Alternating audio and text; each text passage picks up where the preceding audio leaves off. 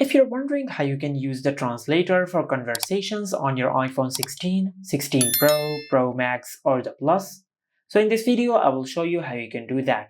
Now first of all, just open the Translate app and at the bottom of the screen just select Conversation. And after you open the Conversation section, in the first bubble just tap on the language and select your own language. Now for example, I will select English. And in the second bubble, just select the language of the other person. For example, I will select this language. And after you do that, just tap on the microphone icon and start talking. And once you do that, your iPhone will detect which language is being spoken and it will automatically translate the sentence to the other language. Just like that. As you can see, this is the sentence which I have spoken and this is the translation of the sentence. Where can I find the nearest coffee shop? Just like that. And if you tap on the play button, you can play the translation. Just like that.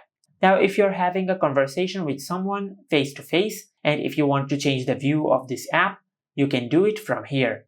Just tap on view. Now, instead of side by side, just select face to face.